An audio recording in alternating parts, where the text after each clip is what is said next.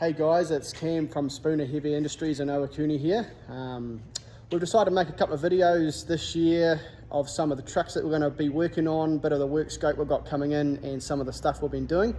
We've had some really cool feedback around this C15 K200 build that we're doing. So we've decided to make a few more videos, and hopefully that's a good watch for people and it motivates people to get out and work on their stuff. I always like watching these kind of things, and then gives me a bit of motivation to work on my own stuff. So yeah, stay tuned. So we've got the C15 K200 here, which is almost complete. There's a little bit more stuff we're sort of working towards for the compliance to sort that out, and we're also waiting on a power steering pump that's coming from the USA, which is a left-hand rotation pump to suit the C15 auxiliary drive. So that's not far away. It's been a really cool project, this actually. It's quite rare to be able to do something like that for someone, so that's been really cool. And then we've got W924 over here, which belongs to a good customer of ours who's been with us from the start. We've got this thing in bits at the moment. We're going to sandblast inside the rails and tidy up some of the 6-rod, and then epoxy in there and get it all back together so it's all nice and tidy. And yeah, so that's got a few cool things in store for this truck too, so watch the space on this one.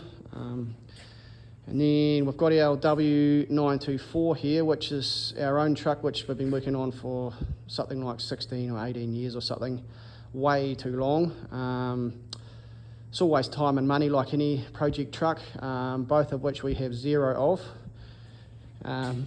But yeah, it's been a cool truck this so far. It's taken so long to build it that every time we sort of go to do something on it, the mind keeps changing. Oh, maybe I'll do this, or maybe I'll do that, or I see something else that someone's done in New Zealand. I'm like, oh man, I want to do that too. So yeah, this truck here, we've re-railed it with brand new rails.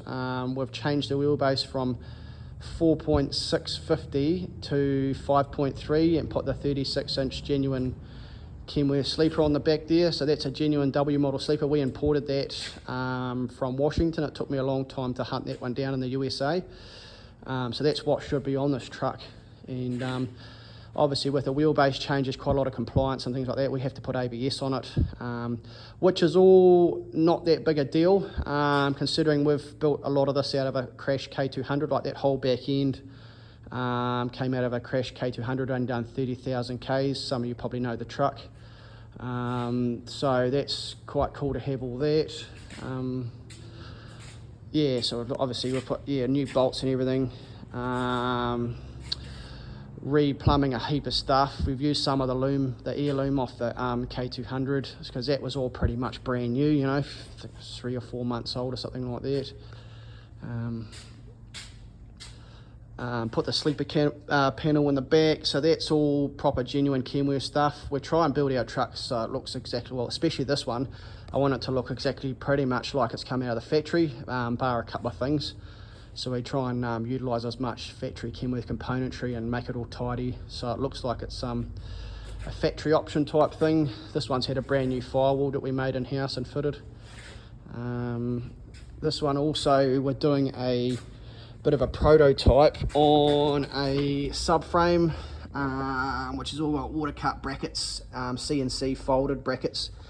And this is a bit of a jig for what we're hoping to build at the end. So it's got a factory Kenworth cross member in there, and a factory cabmate air suspension setup that bolts into the bottom of the subframe. So that's what you get on like a 909 brand new or something like that. So the whole thing's on a subframe, so the sleeper and the cab will all be air ride. So just to try and make it handle nice, we'll put 12 brand new Kenworth J brackets on this because we're going to run 4 fuel tanks. We're just setting up the stuff on the other side there, and we're getting some CNC brackets cut and folded for the fuel tank up here to hold the fuel tank straps. Making some new crossbars, so we'll put all the crossbars under the J brackets like an Aussie spec truck. One thing about this truck is I want it to look tough and make it look like it's, you know, like an Aussie spec thing, so it's got all the decent heavy duty componentry that would be built from the factory from Kenworth on this thing. Back end there, So it's got 46 160 back end, 460 air glide, the steel pedestal version, and that's all really low K back end, 30,000 Ks again, double cross locks, all the good stuff you'd want. A couple of people have said to me, oh, why'd you go air glide 460 rather than, you know, like Primax? I run Primax in the 909 and that's good, but this suspension here, because I'd have done low Ks and it's a really smooth suspension, this truck's not going to do heaps of hard work, so we want it to ride real nice, and that was what we chose. So we're doing that. We also did the taper cut-offs on the back and chucked in a Kenworth dolly towing cross member there. So that would be quite cool, just as another sort of upgrade. Yeah, so that's pretty much this truck. Hopefully we'll aim to try and get a huge amount of work done on this year. I don't want it taking too much longer because it just drags out and drags out and drags out. And then before you know it, you've still got a truck that doesn't go and it's 20 years have gone. That's the main reason why we've got another V8 sleeper cab over K-Series Kenworth at home, that Regal one that you might have seen a video on. That truck there, we're not going to really pull too much apart on that until this thing's done, because otherwise I'll have two trucks and bits that both don't go for ages, and when that's not really what we want. Unlike VT and Z, we love old shit, so yeah, we love working on old trucks and things like that. So if you've got anything cool that you want some help with, or share some photos on any comments or anything like that, would be awesome. We're definitely really interested in other people's builds and things like that, and hopefully these videos that we put up give people motivation really to build their own trucks, and also get into the shed and work on their own trucks that have been parked in there for ages. I always enjoy watching these kind of things, and gives me motivation to come down here and work on our own stuff. So yeah. A couple of other things that we've got on the go at the moment. We've got a couple of motors sort of in the build process, a few old parts motors and stuff like that. So we've got a motor, hopefully we're talking to a client about putting a 8V92 back in their truck. It's quite a special truck in New Zealand, so I'm really looking forward to that. Hopefully we can get that all sorted out and get that over the line. So that'll be quite exciting. And we've also got a couple of other 8V92s to build. It's a 71 there to build for a Kenworth. We're going to probably convert that one back to Kenworth spec with all the Jacobs and automotive componentry on that.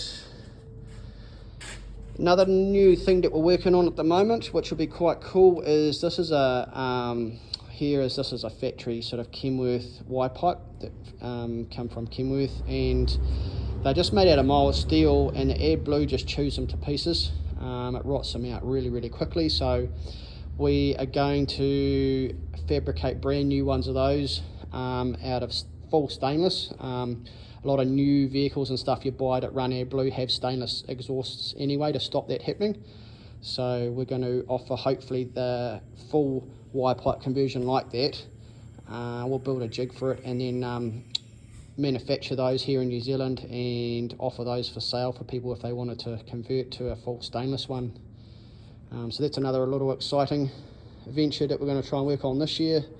And there's a couple of other cool things in the pipeline which I can't say too much about at the moment, but yeah, exciting times ahead.